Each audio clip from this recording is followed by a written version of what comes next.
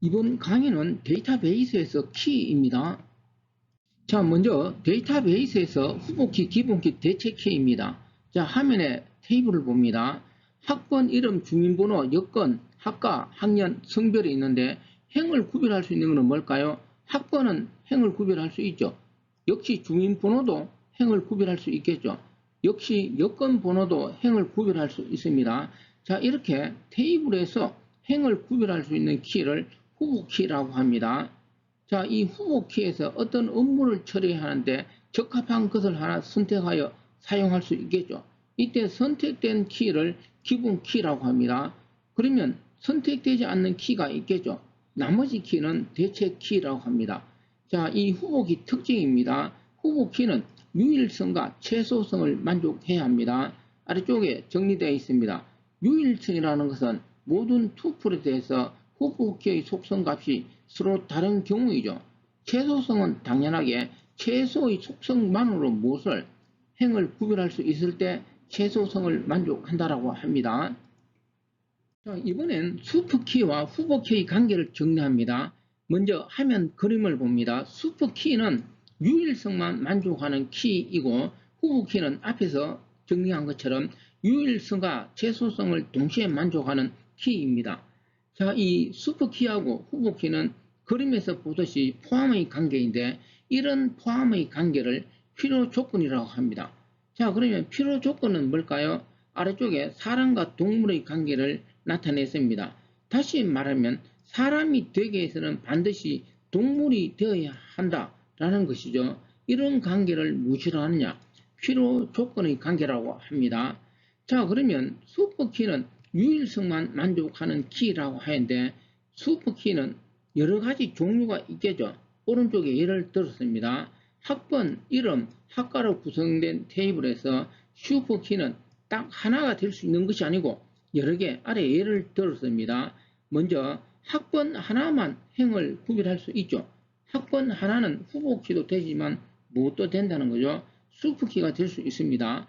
그런데 학번 말고 학번과 이름을, 학번과 학과를, 학번과 이름, 학과를, 그리고 이름과 학과를 하나의 속성이 아니고 여러 개의 속성을 합쳐도 행을 구별할 수 있겠죠. 곧 무엇이 될 수 있을까요? 슈퍼키가 될 수 있습니다. 그러니까 슈퍼키는 유일성은 만족하지만 무슨 최소성은 만족하지 못하는 키가 바로 슈퍼키입니다. 자, 그리고 왼쪽 하단을 봅니다. 슈퍼키가 뭔지 많이 정리되어 있는데 제가 하나만 더 강조합니다. 슈퍼키는 레코드를 유일하게 식별할 수 있는데 하나의 속성으로 구성될 수도 있다. 하나의 속성으로 구성되면 곧 무엇이 될까요? 후보키가 되는 거죠. 그런데 속성들의 집합으로도 구성될 수 있는 것이 곧 뭘까요? 슈퍼키입니다. 해서 다시 강조하면은 슈퍼키는 유일성은 만족되지만 무슨 최소성은 만족되지 못한다는 뜻이죠. 나머지 부분은 한번 좀 읽어봅니다. 제가 하나만 더 설명해 볼까요? 더 줄일 수 없는 슈퍼키는 곧 뭘까요? 후보키가 되겠죠. 자, 이번에는 복합키와 외래키입니다. 복합키는 다르게 합성키라고도 합니다. 하나의 키로 구성된 것이 아니고 두 개 이상의 키로 구성된 것을 복합키라고 합니다. 자, 그러면 주어진 테이블을 봅니다. 학번, 과목, 점수, 수강 연도로 되어 있는데 먼저 학번만으로 행이 구별될 수 있을까요? 불가능하죠. 학번 1, 2로 되어 있습니다. 동일한 값이 있으니까 학번만으로 행 구별이 불가능합니다.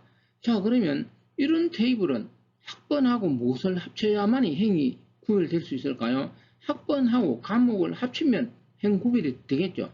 자, 이럴 때 학번과 과목 두 개 이상의 키로 구성되어서 행이 구별될 수 있죠. 이때 복합키라는 용어를 사용합니다. 자, 그러면 학번은 이 테이블에서는 행 구별이 불가능한데 학번이라는 속성은 이 테이블 말고 다른 테이블 구조에서는 학번만으로 무엇이 가능할까요? 행 구별이 가능하겠죠. 이때 학번을 무엇이라고 하느냐? 외래키라고 합니다. 자, 여기까지 합성키, 외래키 정리하였는데 외래키에 대해서는 뒤에서 좀 더 정리를 합니다. 자, 이번에는 외래키와 기본키의 관계입니다. 먼저 외래키가 기본키의 일부로 참가하는 경우입니다.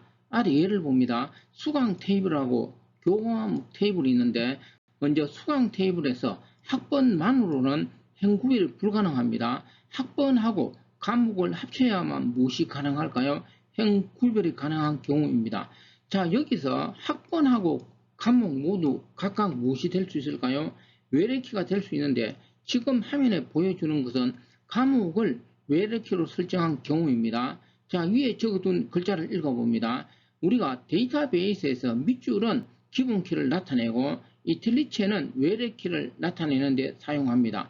자, 그러면 수강 테이블에서 밑줄 친 학번과 과목이 무엇이라는 거죠? 합쳐야만이 기본키가 된다라는 거죠. 다시 말하면 복합키, 합성키 형태의 기본키라는 것이죠. 자, 그 다음에 교과목 봅니다. 교과목에서는 과목만이 무엇이라는 걸까요? 기본키라는 것입니다.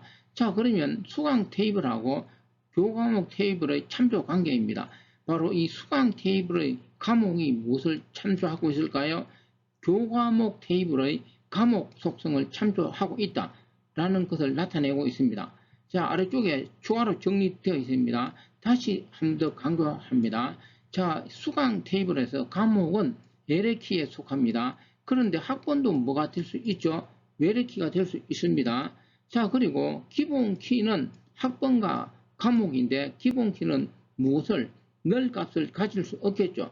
해서 학번하고 과목 모두 무엇을 늘 값을 가질 수 없습니다. 자, 그 다음에 외래키가 기본키의 일부로 참가하는 경우는 늘 값이 가질 수 없다. 이 내용을 머릿속에 잘 넣어두기 바랍니다. 자, 이번에도 외래키와 기본키의 관계를 설명합니다. 그런데 이번에는 외래키가 기본키의 일부로 참가하지 않는 경우입니다. 앞에서는 우리는 무엇을 다뤘습니까? 외래키가 기본키의 일부로 참가하는 경우이죠. 시험에 출제되면 이 차이에 대해서 정확하게 알고 있어야 합니다. 왜냐하면 외래키가 기본키의 일부로 참가할 때 하고 일부로 참가하지 않을 때는 그 특징이 다르겠죠. 해서 제가 강조를 하고 있습니다. 자, 아래 사원 테이블하고 부수 테이블 가져왔습니다. 먼저 사원 테이블에서는 4번만 뭘까요? 기본키입니다. 부서명은 기본키의 일부로 참가하지 않고 있습니다. 부서명은 영업, 늘, 생산 이렇게 되어 있는데 기본키의 일부로 참가하지 않으니까 무엇을 가질 수 있을까요? 늘 값을 가질 수 있습니다. 그런데 부서명은 부서 테이블에서는 무엇이 될 수 있을까요? 기본키가 될 수 있죠. 해서 사원 테이블하고 부서 테이블의 참조 관계는 지금 그림에서 보는 것처럼 사원 테이블의 부서명이 부서 테이블의 부서명을 참조하는 경우입니다. 자, 여기까지 외래키가 기본키로 참가하지 않는 경우 이 그림 구조에서 충분히 이해되었습니까? 자, 이런 경우는 어떤 특징을 가지느냐? 아래쪽에 추가로 설명되어 있습니다. 다시 한번 더 정리합니다. 먼저 4번 테이블의 기본키는 4번입니다. 해서 4번만 무엇을 늘 값을 가질 수가 없습니다. 그런데 4원 테이블의 부서명은 외래키인데 기본키 일부로 참가하지 않기 때문에 무엇을 가질 수 있을까요? 늘 값을 가질 수가 있습니다. 아래쪽 마지막 줄 봅니다. 외래키가 기본키 일부로 참가하지 않는 경우는 무엇을 늘 값을 가질 수 있다라는 거죠. 그런데 앞에서 외래키가 기본키 일부로 참가하면 늘 값을 가질 수 없다라는 거죠. 제가 왜 이 차이점을 강조할까요? 시험 문제에서 어떻게 출제되느냐? 제가 지금 세부적으로 구분해서 설명한 것처럼 출제되지 않고 그냥 이렇게 출제됩니다. 외래키는 늘 값을 가질 수 있다. 외래키는 늘 값을 가질 수 없다. 단순하게 이렇게 출제되죠. 그러면 제가 지금 이야기한 두 문구는 상황에 따라서 어떻게 될까요? 올바른 내용이 될 수도 있고 올바른 내용이 안 될 수도 있죠. 외래키가 기본키의 일부로 참가하느냐 참가하지 않느냐에 따라서 그 특징은 다르기 때문입니다.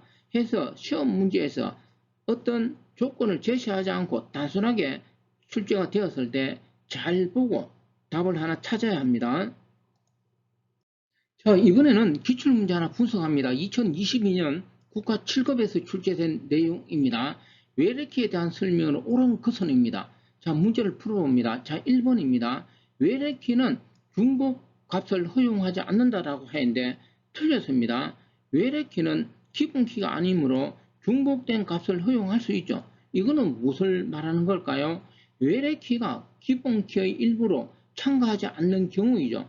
제가 앞에서 강조하였죠. 출제자는 외래키가 기본키로 첨가하느냐, 첨가하지 않느냐 이런 단서를 붙이지 않고 이렇게 단순하게 출제를 합니다. 자, 두 번째 봅니다. 출제자는 이 두 번째 내용을 올바른 정답을 하는데 두 번째 내용에 대해서는 좀 이따 분석하도록 합니다. 자, 세 번째 읽어봅니다. 한 릴레이션의 외래키는 같은 릴레이션의 기본키의 일부가 될 수 없다라고 하였습니다. 아래쪽에 예를 들었습니다. 수강 테이블에서 학번하고 과목은 뭘까요? 합쳐야만이 기본키가 되는 거죠. 그러니까 외래키 과목이 무엇으로 기본키의 일부가 되는 거죠. 그런데 3번에서는 일부가 될 수 없다라고 해서 틀렸습니다. 자, 그 다음에 4번입니다. 외래키의 도메인과 그 외래키가 참조하는 도메인 특성은 같아야 되는 거죠. 자, 여기 수강 테이블에서 과목하고 교과학 테이블에서 과목은 참조 관계입니다. 그러면 반드시 도메인은 같아야 합니다. 해서 4번은 다를 수 있다 라고 해서 틀렸습니다. 자, 그러면 정답은 2번으로 발표되었습니다. 자, 2번 내용 제가 한번 분석해 봅니다. 하나의 릴레이션의 외래키는 아래쪽에서 수강 테이블에서 과목이 무엇이 될 수 있을까요? 외래키입니다. 같은 릴레이션의 기본키를 참조할 수 있다. 자, 그러면 과목이라는 외래키가 같은 릴레이션이라고 하였습니다. 자기가 기본키인데 자기가 참조한다. 이거는 말이 안 되는 거죠. 우리가 참조 관계는 서로 다른 릴레이션의 관계에서 참조한다. 이런 용어를 사용합니다. 해서 2번 내용도 엄격하게 말하면 틀렸습니다. 자, 그런데 왜 출제자는 2번을 정답으로 하였을까요? 제가 이 2번 내용을 분석해 보면 이 3번하고 비교해 볼까요? 3번하고 어디까지가 같습니까? 한 릴레이션의 외래키는 같은 릴레이션의 여기까지 같죠? 기본키 여기까지도 같습니다.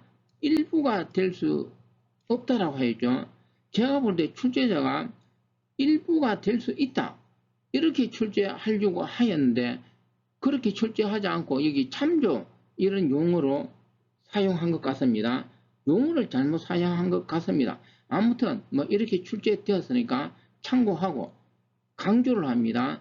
외래키 관련 문제가 출제되면은 외래키가 기본키의 일부로 첨가하느냐 기본키의 일부로 첨가하지 않느냐에 따라서 그 특성은 다르죠. 그런데 출제자는 외래키가 기본키의 일부로 첨가하느냐 첨가하지 않느냐 이런 단서를 붙이지 않고 지금 풀어본 것처럼 1번에 있는 이 항목처럼 그냥 이렇게 문구를 적는 거죠.